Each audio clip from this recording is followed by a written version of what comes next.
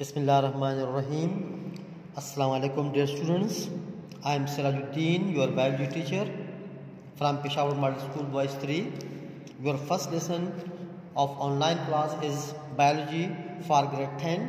So this is the summarized video of today's lesson. You must have a textbook of biology for grade 10, and you know that in the last lecture I have discussed the sources of variation, which was the last topic of unit number 15. So in unit number 16 we will continue, which is the man and his environment. The name of this unit number 16 is man and his environment. This is on page number 117 of your book, textbook 117, and the chapter name, the unit name is man and his environment. In man and his environment, we will first discuss various initial terminologies and topics, that is regarding the topic. I have written already the summarized form of these topics, that is, you can see unit number 16, man and his environment. And the first thing which I would like to explain, that is environment, then the components of the environment, then the importance of the environment, right? I have already given you these notes. Unit number 15 के notes आपको दिए हैं, उसमें unit number 15 भी है और 16 भी है. तो इसमें अगर आप देखें तो यूनिट नंबर 16 के, this is unit number 16 man and his environment, इसमें आपको यही टर्मिनोलॉजी, यही टॉपिक दिखाए गए हैं जो कि आपको मैं भी समझाने वाला हूँ, पढ़ाने वाला हूँ. इसलिए आप यूनिट नंबर 16 का पेज नंबर 2 नोट से खोलें या बुक से खोलें और उसको पढ़ने की कोशिश करेंगे. तो आप देखिए यहाँ पर मैंने लिखा है एनवायरनमेंट. तो अब एनवायरनमेंट क्या चीज़ है? Environment mean the surrounding of the organism. Surrounding आप देखिए मैं लिख रहा हूँ, the surrounding of an organism is called environment. For example हमारा एनवायरनमेंट क्या है? और एनवायरनमेंट इज पीपल है, लोग है, चेयर है, डेस्क है, बुक्स है, ठीक है, फ्रेंड्स है, रूम्स है, वॉल है, चेयर है, लाइट है, टेम्परेचर है, प्लांट्स है, एनिमल है, ये हमारा एनवायरनमेंट है, राइट? तो environment means the surrounding of an organism. Components of the environment क्या है? तो आपको पता है कि हमारे इर्द गिर्द जितनी भी चीज़ें हैं, सराउंडिंग है, उनके उसमें दो कंपोनेंट्स हैं. एक को हम कहते हैं जी लिविंग पार्ट्स, तो एक है लिविंग कंपोनेंट, और दूसरे को कहते हैं जी नॉन लिविंग. तो living components and non living components. अब लिविंग कंपोनेंट कौन से हैं? प्लांट, एनिमल हमारा लिविंग पार्ट्स है, ठीक है. प्लांट्स, एनिमल्स, जितनी भी प्लांट्स हैं, जितनी भी एनिमल्स हैं, इंसान है, जानवर है, वो सारे लिविंग पार्ट्स में आते हैं. नॉन लिविंग में कैसे आते हैं? नॉन लिविंग में वो चीज़ें आते हैं जिस तरह के लाइट है, सॉइल है, टेम्परेचर है, वॉल्स है, बिल्डिंग्स है, राइट, एयर है. तो ये तमाम चीज़ें नॉन लिविंग है. तो लिविंग और नॉन लिविंग थिंग्स जो कि हमारे इर्द गिर्द है, वो हमारे, उसको हम कहते हैं जी components of the living, components of the environment which are living and non living things.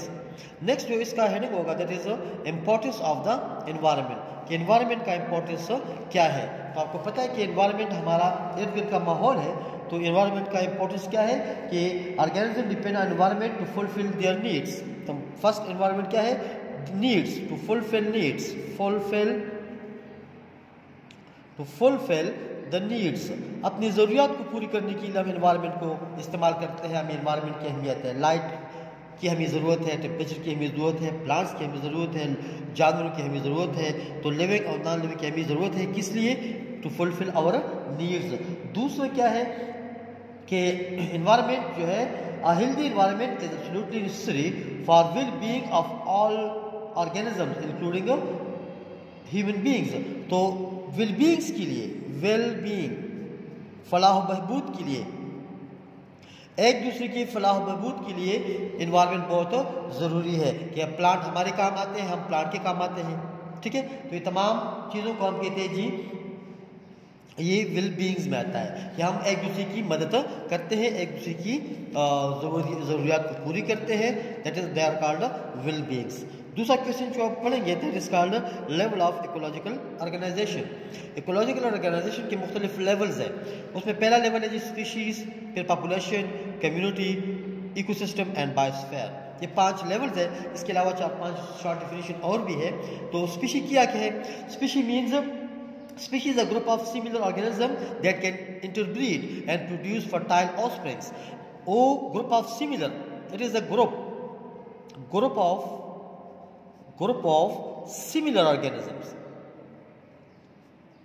similar organism which can interbreed and produce fertile offsprings. For example, human population को आप देखिए, it is स्पीशी। इस तरह frog की अपनी species है, brassica की अपनी स्पीशी है।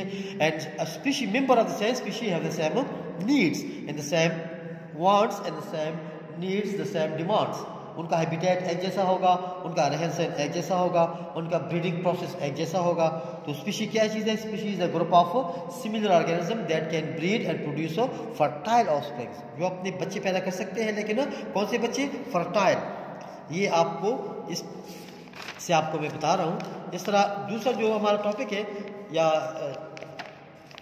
हेडिंग है दैट इज कॉल्ड पॉपुलेशन। अब पॉपुलेशन क्या चीज़ है?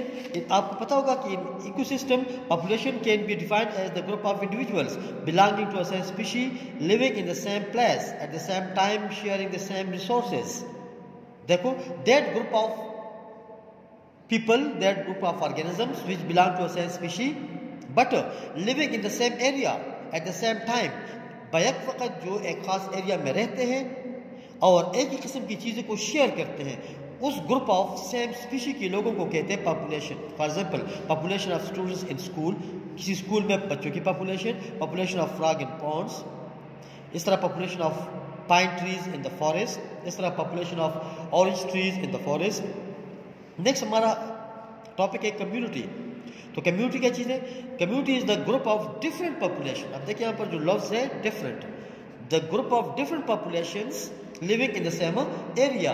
मुख्तलिफ पॉपुलेशन की चीज़ें या ऑर्गेनिज्म जब इकट्ठे रहते हों तो उसको हम कहते हैं जी कम्युनिटी। किस तरह? एक तालाब में आप जाएं, उसमें आपको फिश भी नज़र आएंगे, उसमें आपको फ्रॉग भी नज़र आएंगे, टर्टल भी नज़र आएंगे, छोटे एल्गी, छोटे छोटे पौधे नज़र आएंगे।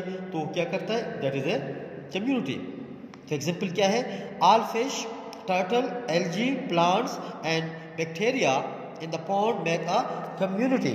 तो कम्युनिटी, अगर आप किसी कैद पे चले जाए तो आपको उसमें छोटे बड़े जानवर, छोटे बड़े पौधे नज़र आएंगे, मुख्तलिफ किस्म की स्पीशीज़ होंगे। उसमें ग्रास होंगे, उसमें शुगर कैन होगा, उसमें ट्रीज होंगे, उसमें मस्कीटोज होंगे, उसमें रैट्स होंगे, उसमें बफेलो शीप्स होंगे। तो तमाम की तमाम डिफरेंट पॉपुलेशंस है और इकट्ठे रहते हैं, इकट्ठे काम करते हैं, इकट्ठे बसते हैं, उसको कहते हैं कम्युनिटी। नेक्स्ट जो इंपॉर्टेंट टॉपिक है दैट इज कॉल्ड इकोसिस्टम, जो कि इकोलॉजिकल ऑर्गेनाइजेशन का बहुत अहम लेवल है। इकोसिस्टम किसे कहते हैं? Ecosystem is the basic structure and function unit of ecology. ये इकोसिस्टम जो है ये इकोलॉजी का स्ट्रक्चर एंड फंक्शनल यूनिट है। Structure and function unit of ecology. Ecology आपने पढ़ा है, the study of the ecosystem. Ecosystem can be defined as the natural area where the living organism, plant and animals and their environment interact and exchange material between them। तो ये इसकी meanings है, ये इसकी definition है कि जब living things and non living things, plant animal livings है, नॉन लिविंग सॉइल है, लाइट है, टेम्परेचर है, वो आपस में क्या करते हैं? इंटरेक्ट करते हैं, आपस में रिलेशन पैदा करते हैं, इंटरेक्ट, एक दूसरे को इंटरेक्ट करते हैं, रब पैदा करते हैं। एंड एक्सचेंज मटेरियल्स, एक दूसरे को कुछ ना कुछ देते लेते हैं। इस देने लेने को और इंटरेक्शन के मिलाप को कहते हैं जी इकोसिस्टम। प्लांट एनिमल, किसी जंगल में जहाँ पर भी है, हम आपस में कार्बन डाइऑक्साइड का, ऑक्सीजन का तबादला करते हैं, वी एक्सचेंज मटेरियल। हम फूड का तबादला करते हैं, there are exchange material. So we interact with each other. हम जानवरों को पालते हैं, उनके लिए फ़ायदा देते हैं, जानवरों को हमें दूध देता है, गोश्त देते हैं। So we interact with each other. So this interaction is called ecosystem. तो this is the word interaction is important in this case. This interaction leads to the functional stability of the ecosystem। और ये जो interaction होता है ये ecosystem की stability को maintain करता है, उसकी फंक्शन को, उसकी कारकर्दगी को मेंटेन करता है। अगर ये इंटरेक्शन ना होगा तो इकोसिस्टम मेंटेन नहीं होगा, इकोसिस्टम डिस्टर्ब हो जाएगा। इसलिए structural, functional function disturbance create हो जाएगी। Next is biosphere. अब बायोस्फीयर क्या चीज़ है? बायो का मतलब है लाइफ, स्फीयर का मतलब है राउंड या अर्थ, राउंड ऑब्जेक्ट या earth, bio mean life. So the part of the earth where the life exist is called biosphere. जिंदगी, जमीन की जिस एरिया में जिंदगी रहती है, जिंदा चीजें रहती है, उन तमाम को कहते हैं बायोस्फीयर। इसकी 3 पार्ट्स है। Biosphere is the broadest and largest level of the ecological organisation. ये बहुत ब्रॉड, बड़ा और वसी लेवल है बायोलॉजिकल ऑर्गेनाइजेशन का। आप देखिए, the biosphere is about 20 kilometre thick and extend to the atmosphere, जिसको हम एयर कहते हैं, lithosphere land and hydrosphere water.